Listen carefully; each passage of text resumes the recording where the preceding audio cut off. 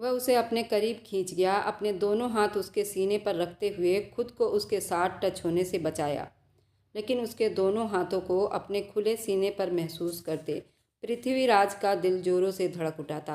पहली बार किसी लड़की ने उसे यूं छुआ था और उसका जुनून समंदर में तैरने के बराबर हुआ था। खींचकर उसे अपने सीने में जोर से दबाया था। छोड़ दो मुझे। क्या कर रहे हो? सोनल छटपटाने लगी। क्या मतलब क्या कर रहा हूँ? तुम्हें महसूस कर रहा हूँ। आज की रात तुम्हें जी भरकर महसूस करना चाहता हूँ। वह उसे लिए बिस्तर पर गिर चुका था। सोनल अब अपने ऊपर कंट्रोल नहीं रख पा रही थी, सीधा उसके साथ बिस्तर पर गिर गई। क्या बदतमीजी है! सोनल ने अब की बार थोड़ा सा गुस्सा दिखाया था और उसे ऊपर से हटाना चाहा, जो दोनों बाजू का घेरा उसके आसपास बनाकर उसके जिस्म पर पानी की नन्ही बूंदें गिरने से सोनल का दिल बुरी तरह से कांप रहा था। छोड़ने के लिए शादी थोड़ी की है। उसकी गर्दन में मुंह छुपाता गंभीर शब्दों में बोला। भूलो मत, ये शादी सिर्फ एक रात की शर्त थी। पृथ्वी ने गुस्सैली आंखों से उसे देखते हुए उसके गुलाबी होंठ पर उंगली रखी। तुम मेरी हो और सिर्फ पृथ्वीराज की रहोगी, वे अब खुमारी भरे शब्दों में बोला। सोनल की सांस रुक गई। उसको यूं बेबाकी करते वो बड़ी आश्चर्य से देखने लगी। पृथ्वीराज के चेहरे पर एक मुस्कान उभरी। उसने एक पल में पोजीशन चेंज की थी। अब वह नीचे और पृथ्वीराज ऊपर होते, उसके दोनों तरफ हाथ रखते उसके चेहरे पर झुका था। सोनल अपने दिल को संभालती अपनी आंखें मीच गई।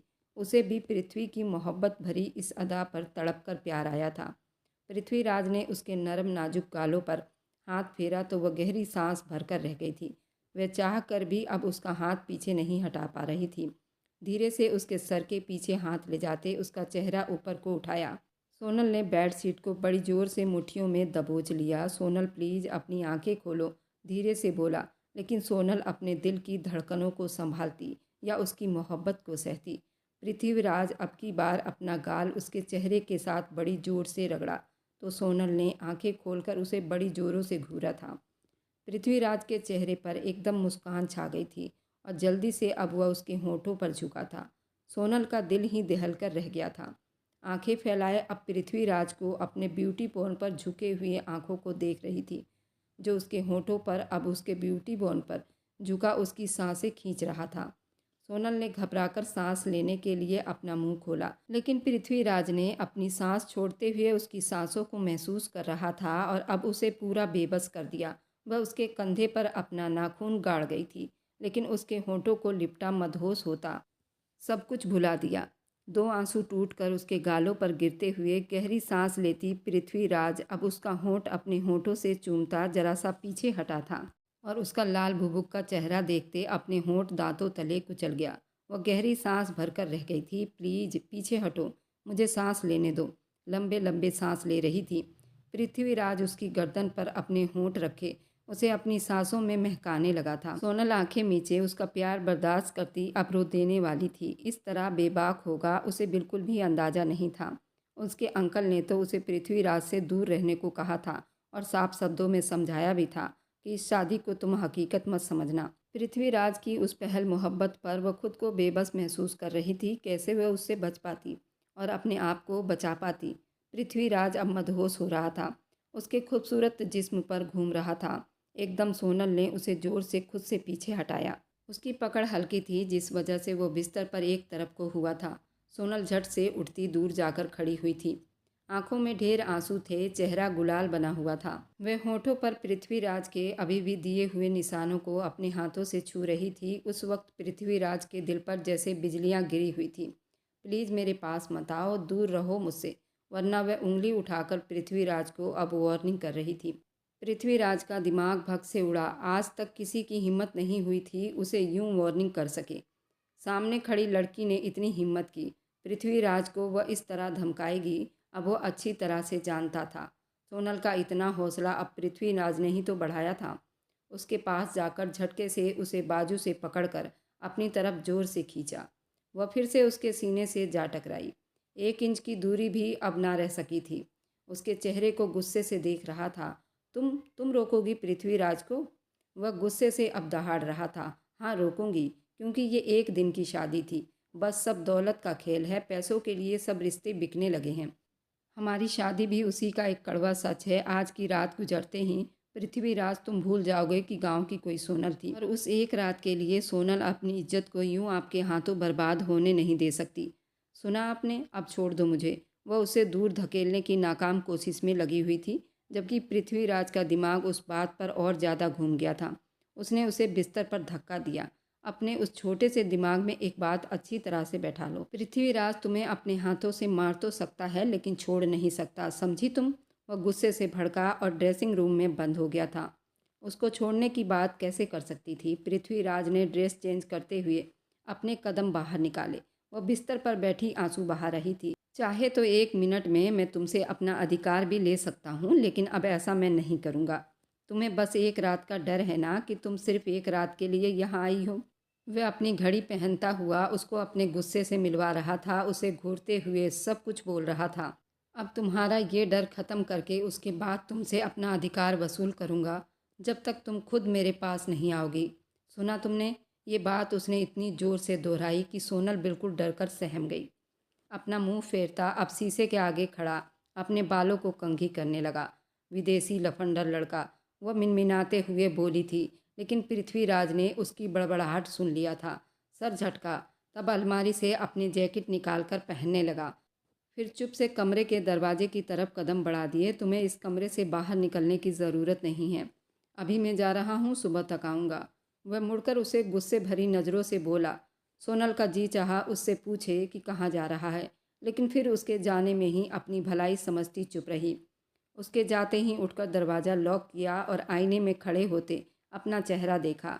जो पल भर में पृथ्वीराज की मोहब्बत ने उस पर अपना असर छोड़ दिया था, उसका दोनों होंठ सूजा हुआ था और बिल्कुल सुर्ख लाल हो रहा था।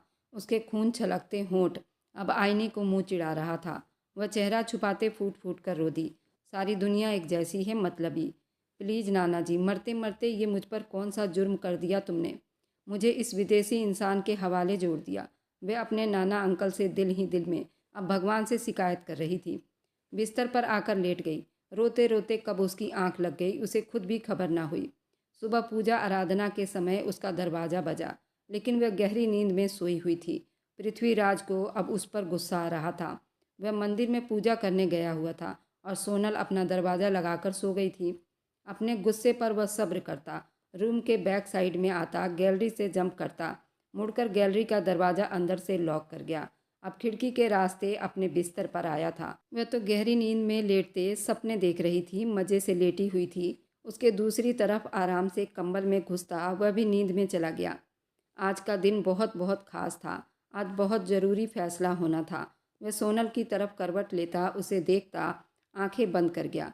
सुबह जब आंख खुली तो सोनल पृथ्वीराज की बाहों में थी। उसके बाहों में बुरी तरह से कसमस आई। पीछे हटना चाह रही थी। पृथ्वीराज ने उसकी तरफ करवट ली थी। उसे और ज़्यादा अपने सीने में दबाते हुए उसे फिर से चूम लिया था। छोड़ो विदेशी लड़के। सोनल को फिर से रात का मंजर याद आने लगा, जब उसने उसके होंठों पर जुल्म ढाया था। उसके आनाकानी करने पर सोनल गहरी नींद से जाग चुकी थी। उसे अपने ऊपर इस तरह फिदा होते बुरी तरह घबरा गई थी। क्या बोल रही हो, विदेशी लड़का? उसके चेहरे के पास चेहरा करते फिर से खुमारी भरे शब्दों में बोला। तुम सही कह रही हो, मैं विदेशी लफंडर नहीं, अब ठरकी भी हूँ। सोनल ने माथे पर बल डालते अपनी कलाई छुड़वाते तड़प कर जवाब दिया। पृथ्वीराज का ठहाका गूंजा। अपने दिल को बहुत बुरी तरह तड़पा चुका था, जो बार बार सोनल की मोहब्बत की मांग कर रहा था, लेकिन वह हकीकत में उसकी खूबसूरत पसंद की लड़की थी। वह जानती थी ये सब एक सपना है, ये फ्रॉड आदमी उसका कभी नहीं हो सकता था। तुम्हारे लिए मैं बहुत कुछ हूँ, लेकिन तुम मेरे लिए क्या हो तुम खुद भी नहीं जानती। लगता है तुम्हारे नाना अंकल ने मेरे बारे में तुम्हें कुछ भी नहीं बताया। अब वो एक तरफ होकर लेटता, उसके तरफ देखकर प्यार से बोला। बताने लायक कुछ होता तो बताते ना। सोनल थोड़ा ऊपर होकर बैठी। एक यही चीज़ बेहिसाब थी, उसका कॉन्फिडेंस कभी ख़त्म नहीं होता था। वैसे एक बार बताया था उन्होंने कि उनका एक पोता भी है जो विदेश में रहता है। पूरा लफंडर टाइप है। उस जैसा लफंडर इस दुनिया में, अभी उसके शब्द उसके मुंह में ही थे। सोनल ने उसे अपने चेहरे पर झुकने दिया, उसके होठों को फिर से कुचल दिया था। वह अब फिर से तड़प गई थी। वह भी अपने नाम की तरह अटल बंदा था। अपनी मोहब्बत, अपनी प्यास मिटाकर ही पीछे हटता था। मेरे सामने अपनी ज़ुबान थोड़ा कम ही खोला करो। तुम्हारे होठ जब बोलने के लिए आगे बढ़ाती हो तो दिल ऐसी बेमानियां पर उतर जाता है। उन्हें थोड़ा कम ही खोला करो वरना खा जाऊंगा इन्हें। इन होठों का पाउट बनाकर फिर से गहरी किस करता पीछे हटता। सोनल के होठों को अब जगह जगह कट भी लगा चुका था। तुम एक नंबर के बेशरम इंसान हो। गुस्से से उसे देखकर बोली थी, पृथ्वीराज मुझे छोड़ दो। तुम पृथ्वीराज की मोहब्बत हो। आज वसीयत का फैसला होना भी बाकी है। एक तूफानी पहाड़ जो सब पर गिरने वाला है। पृथ्वीराज की बात पर सोनल ने उसे घूर कर देखा। क्या मतलब? तुम जानते हो वसीयत में क्या है? वह उठकर उसके पास आते शक से बोली, तुम फिर वही गलती दोहरा रही हो मेरी प्यारी मनमोहिनी। फिर कोई गलती कर जाऊंगा तो मुझसे शिकायत मत करना। उसके होठों के तरफ इशारा करते हुए गहरी नज़रों से उसे देखते अपना ड्रेस अलमारी से निकालते रुका था। सोनल उसका यूं खुला जिस्म देखकर पीछे हट गई थी। वह मुस्कुरा रहा था। ठहाका लगाता बाथरूम में घुस गया। सोनल अब टेढ़ा मेढ़ा मुंह बनाती उसकी नकल उतारते हुए वहीं बैठ गई। कितना बेशरम इंसान है। रात से मेरे होठों के इसने चूरमा बनाकर रख दिया है। बेशरम, इन होठों के पीछे ही पड़ा हुआ है। इतना लिहाज नहीं है। अभी नाना अंकल को गए हुए सिर्फ 2-3 दिन बीते हैं, सभी भूल गए उन्हें। I miss you Nana uncle जी। वह उठकर अब अपने कमरे की खिड़की की तरफ आ गई और बाहर गुस्से से देखती हवाओं ने सुबह से बसेरा किया हुआ था। आज वसीयत खुल जानी थी, फिर अंकल मुझे यहाँ से अपने साथ ले जाएंगे। वह इन बातों को सोचती रो रही थी। क्या खेल ने मेरे साथ इश्क ने खेला है? क्या गम का समा होगा? दिल कल भी मेरा अकेला था, दिल आज भी मेरा अकेला रह जाएगा। हम तिनके जैसे फिरते रहे, ये कैसा ठोकर खा बैठे।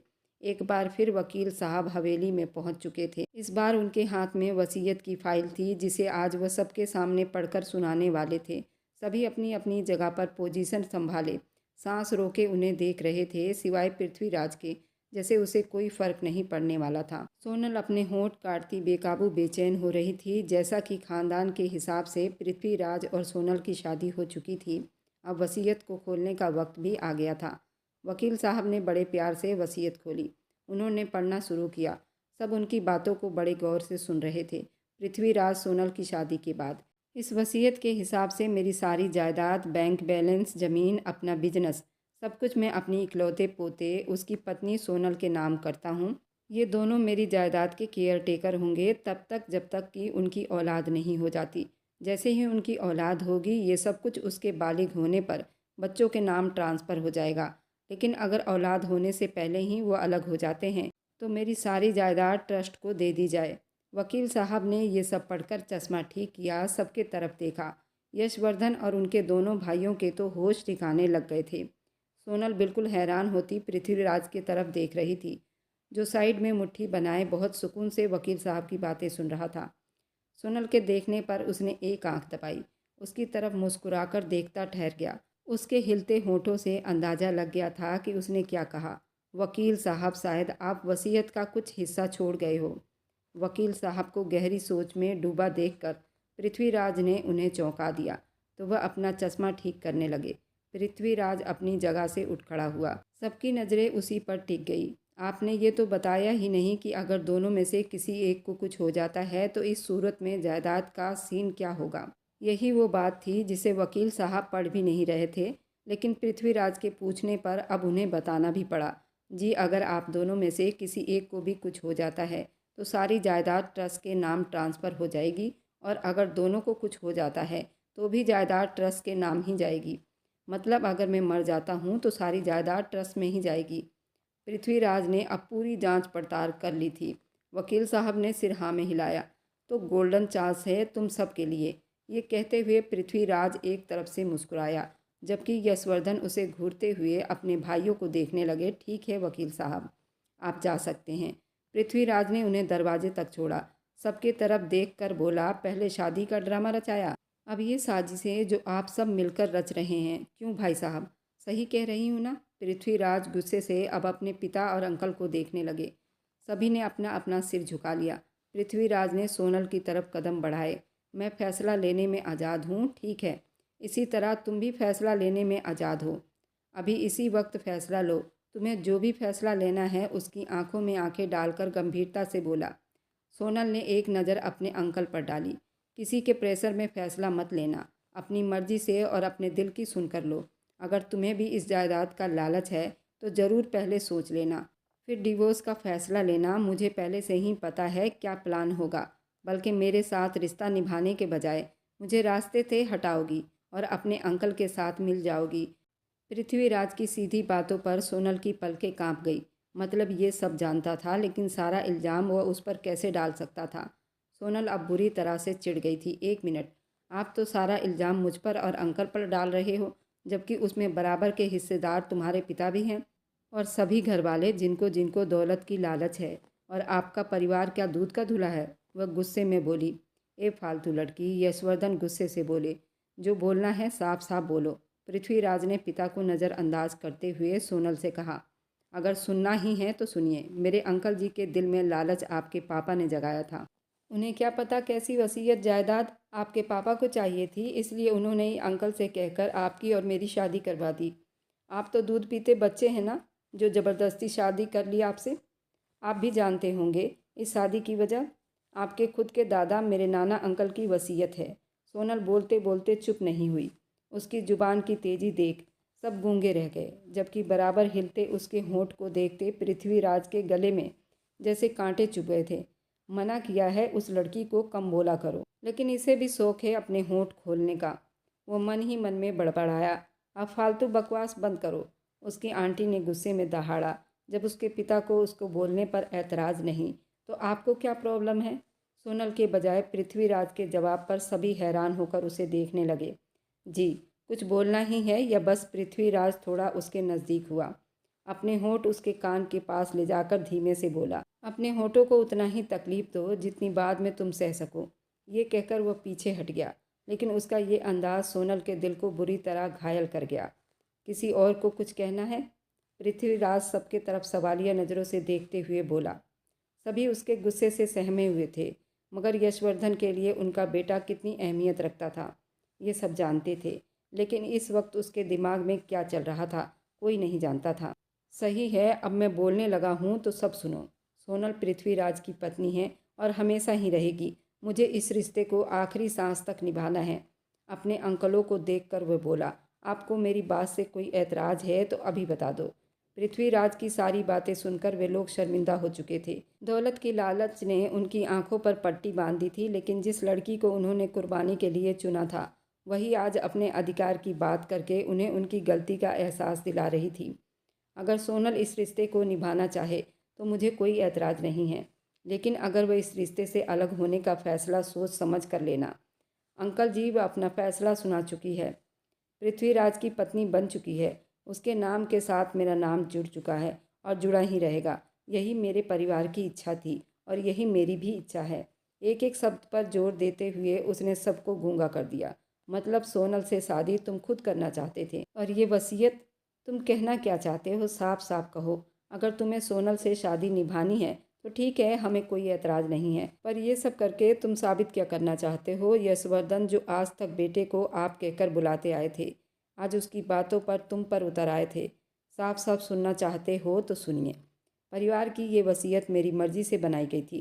पृथ्वीराज की बात पर सब पर जैसे पहाड़ गिर पड़ा था। यशवर्धन अपनी जगह से हिल गए। पृथ्वी की आंखें भी नम हो गई। दादा ने मुझसे ज़्यादा अपनी उस अनाथ बच्ची का सोचा। उन्हें हमेशा उसकी फ़िक्र रहती थी। वे चाहते थे कि सोनल को मुझे सौंप दे, लेकिन वह ये भी जानते थे इस घर में इतने स्वार्थी लोग हैं कि कोई भी मेरा रिश्ता सोनल से नहीं होने देगा। इसलिए मैंने दादाजी से ये वसीयत बनाने को कहा था और वैसा ही हुआ। वसीयत में जायदाद के वसूल के लिए आपने सोनल की शादी मुझसे करवा दी। पृथ्वीराज बहुत सुकून भरे अंदाज में एक सिंगल सोफे पर बैठा टांग पर टांग रख कर बोला। तो इसका मतलब ये सब तुम्हारी साजिश थी? यशवर्धन ने बेटे को गुस्से भरी निगाहों से देखा। अब आप कुछ भी कह सकते हैं, मुझे कोई फ़र्क नहीं पड़ता। मेरे हिसाब से ये एक समझदारी भरी प्लानिंग थी जो दादा पोते ने बहुत सोच समझ कर की थी। बहुत पछताओगे तुम। भूलो मत, रिश्ते में तुम्हारा पिता हूँ। अगर तुम्हें जायदाद चाहिए थी तो साफ साफ कह देते। ये खेल हम सबके साथ खेलने की क्या ज़रूरत थी? सोनल का दिल ये सुनकर ज़ोर से धड़क उठा। जिस तरह वह इतने भरोसे से उसका नाम ले रहा था, उसे लगा जैसे उसने उसे अपनी ढाल बना लिया हो। आप मानो या ना मानो, ये लड़की भी अब इस खेल का हिस्सा बन चुकी है। उसकी आंटी ने नफरत भरे शब्दों में कहा। जो भी बोलना है मुझसे बोलो। मेरी पत्नी का यहाँ कोई रोल नहीं है। ठंडी आवाज़ में पृथ्वीराज बोला। उसके चाचा आगे बढ़े और सोनल के सिर पर प्यार भरा हाथ रखा। खुश रहो, हमेशा खुश रहो। अगर कोई भूल हो गई है तो पिता समझकर माफ़ कर देना। सोनल ने उनके हाथ थाम लिए। नाना के बाद वह अपने चाचा से सबसे ज़्यादा प्यार करती थी। उनका झुका सिर वह देख नहीं पाई। मुझे खुशी है कि तुम्हारे नाना ने तुम्हारे लिए बहुत अच्छा सोचा और तुम्हें ऐसे इंसान के हवाले किया जो तुम्हें हर बुरी नज़र से बचा कर रखेगा, खुद से ज़्यादा तुम्हारा ख्याल रखेगा। उनके भरोसे भरे शब्द पर सोनल ने अपने होंठ भींच लिए। अपने पति पृथ्वीराज को देखा, जो अब बहुत गहराई से उसके चेहरे को देख रहा था। देर हो रही है, अब मुझे चलना चाहिए। सोनल के चाचा सबसे माफ़ी मांगते हुए अपने बड़े भाई यशवर्धन की तरफ मुड़े। वक्त रहते आप भी समझ जाइए भाई साहब, और इस दौलत के पीछे भागना छोड़ दीजिए। भगवान के सामने खाली हाथ जाना होगा, सिवाय अपने कर्मों के हम कुछ भी नहीं ले जा सकते। तुम जा सकते हो, यशवर्धन ने गुस्से में उन्हें जाने को कहा। भगवान आपको भी समझ दे, ये कहकर वह चले गए। अफसोस होता है कि तुम मेरे बेटे हो। यशवर्धन भड़क उठे। अपने ही पिता को धोखे में रखा भाई साहब। बस कीजिए, जो होना था हो गया। अब इस रिश्ते को अपनाने के अलावा कोई और रास्ता नहीं है। दिल बड़ा कीजिए। लेकिन यशवर्धन ने गुस्से से सब कुछ चुप करा दिया और पृथ्वीराज के पास आकर खड़े हो गए। तुम्हें अभी इसी वक्त इन डिवोर्स पेपर पर साइन करने होंगे। तुम्हारी मरी हुई माँ ऐसा कभी नहीं चाहती कि तुम किसी ऐसे परिवार की लड़की से शादी करो। वाह पापा, माँ के जिंदा रहते आपने कभी हमारी खबर ना ली। दूसरी पत्नी के साथ अय्याशी करते रहे और आज मेरी शादी पर ज्ञान देने लगे हो। पृथ्वीराज ने मुट्ठियाँ कस ली। सोनल मेरी पत्नी है, उसका नाम मेरे नाम से जुड़ा है। उसे मेरे अलावा किसी और पहचान की ज़रूरत नहीं है। उसका परिवार सिर्फ पृथ्वीराज है। उसका ये जुनून देखकर सब चुप रह गए। अगर तुम्हें उस लड़की से रिश्ता रखना है तो इस घर से चली जाओ, वरना क्या? पृथ्वीराज ने आंखों में आंखें डालकर कहा। भूलिए मत पापा, दादाजी ने ये सब मेरे नाम कर दिया है, इसलिए मुझे और मेरी पत्नी को यहाँ से कोई भी नहीं निकाल सकता। आपके पिता ने आप सबको उनके हिस्से का ज़मीन दिया था। अब अपनी कमाई जायदाद वह जिसे चाहे दे सकते हैं। दांत चबाते हुए उसने कहा, आप लोग जितना लड़ना है लड़ लीजिए। मेरे सिर में अब बहुत दर्द हो रहा है, मुझे आराम चाहिए। ये कहकर वह सोनल का हाथ थामे अपने कमरे की तरफ बढ़ गया। पीछे हवेली में अब भी बहस चल रही थी। यशवर्धन को उनके भाई समझाने की कोशिश कर रहे थे। पृथ्वीराज जवान खून था, परिवार का इकलौता वारिस। उसके खिलाफ नहीं जाए, बल्कि प्यार मोहब्बत से उसे हैंडल करे। अब हमारे पास कोई ऑप्शन भी नहीं बचा। मुझे क्यों लेकर आए हो रूम में? सोनल घबराते हुए बोली थी, जबकि दरवाजे को उसका लॉक लगाना सोनल के अपने आसपास खतरे की घंटी बजती हुई दिखाई दे रही थी। बिस्तर पर आओ, सिर दबाओ मेरा। बिस्तर पर लाते उसे हुक्म देने लगा था। मैं तुम्हारी कोई नौकरानी नहीं हूँ। पृथ्वीराज के घूरने पर उसके शब्द मुंह में ही दम तोड़ गए थे। पूरे 8 साल बड़ा हूँ तुमसे, आप कहकर बुलाया करो मुझे। और अब चुपचाप यहाँ आ जाओ, वरना मैं उठकर तुम्हारे पास आया तो हर शब्द बोलने की सजा दूंगा। अब उसको इस तरह बोलकर बुरी तरह से डरा गया था। सोनल हाथों की उंगलियां मोड़ते हुए उसके पास आकर बैठी। पृथ्वीराज ने उसके हाथ में सर रखा। सोनल धीरे धीरे उसका सर दबाने लगी, जबकि दिल पसलियां तोड़कर बाहर आने को बेताब बैठा था। तुम्हें मेरे साथ खुशी नहीं हुई? सोनल आंखें मूंदे धीरे शब्दों में पूछा। पता नहीं, वह साफ शब्दों में बोली तो वह सीधा होकर उसके गोद में सर रखकर लेट गया, उसके दोनों हाथ अपने सीने पर रखे। मुझे तुम हमेशा अपनी आंखों के सामने चाहिए सोनल। सोनल, जब दादा ने तुम्हारी पिक्चर सेंड की, उसी वक्त मैंने अपना सब कुछ मान लिया था। उसके हाथों को चूमता बड़े प्यार भरे शब्दों में बोला। सोनल का दिल फिर से घबराया। वो बहुत खौफनाक लग रहा था। सोनल दिल ही दिल में उसे नया नाम दे चुकी थी। मेरा प्यार करना क्या तुम्हें बुरा लगता है? वह उसको देखते खुमारी भरे शब्दों में बोला। आपको अपने पापा से इस तरह बदतमीजी से बात नहीं करनी चाहिए थी। वह उसका नरम शब्द देखती पहली बार उसे आप कहकर बात कर रही थी। उसके शब्द में अब बहुत मान सम्मान झलक रहा था। पृथ्वीराज के चेहरे पर मुस्कुराहट फैली थी। चलो नेक्स्ट टाइम थोड़ी कम बोलूँगा। वह उसके सिर के पीछे हाथ रखे उसका चेहरा अपने ऊपर झुकाए, उसके होठों को अपने होठों में जकड़ गया। सोनल का दिल उछलकर फिर से गले में आया। बेशरम इंसान। उसके पीछे हटते उसे गुस्से से घूरते बोली, इतना बोलो जितना सह सको। आप तो हाथ धोकर मेरे होठों के पीछे ही पड़ गए हो। वह रोनी सी शक्ल बनाती हुई बोली, अरे पहले बताना था ना, होठों के अलावा भी बहुत सी जगह फोकस की हुई है मैंने। वहाँ पर सोनल ने उसके होठों पर हाथ रखते उसे चुप करवाया, जबकि चेहरा पल में लाल हुआ था। आई एम सॉरी मेरी पत्नी, अब मैं तुम्हारे हर जिस्म को अपने फोकस में लूँगा। वह उसके बिस्तर पर लिटाते उस पर पूरी तरह से हावी हो चुका था। वो मुझे डर लग रहा है, ऐसे मत करो। वह घबरा गई। घबराना बनता भी है, ये कहते के साथ वह लाइट डिम करता उसकी गर्दन पर मुंह छुपा गया। वह आनाकानी करती उसे पीछे करने में बेहाल होती रही और सिसकियां भरने लगी। पृथ्वीराज के मुँह जोर जज्बातों के आगे अपने आप को सौंप गई। अब वह धीरे धीरे उसके धड़कनों से होते हुए उसके ब्यूटी बॉन्ड पर पहुंच चुका था, जो उसकी नज़रों में कब से फोकस बनाया हुआ था। उसके सूट को ऊपर करता वह उस पर बुरी तरह से चिपक गया था। सोनल अपना हाथ सूटों में फंसाए बुरी तरह से परेशान हो रही थी। पृथ्वीराज को कभी अपने होठों से हटाने की कोशिश करती तो कभी अपने ब्यूटी बॉन्ड से, लेकिन वे आदमी टच से मस नहीं होता। और ऐसे करते ही अब उसको इतना बेहाल कर चुका था कि अब वह हार मानती आहें भर रही थी। वह पिछले 2 दिनों से उसके होठों का बुरा हाल बना चुका था, अब तो उसके ब्यूटी बॉन्ड को पूरा लाल कर चुका था। उसके बैली बटन को चूमता हुआ उसे चीखने पर मजबूर कर दिया था। उसकी चीखें तेज करता धीरे धीरे उसके अंदर समाता उसकी सिसकियां भी तेज कर गया था। सारी रात उसके कमर का बुरा हाल कर चुका था। वह उसे उम्र में 10 साल छोटी थी, लेकिन उसकी भी ग्रेजुएशन कंप्लीट हो गई थी।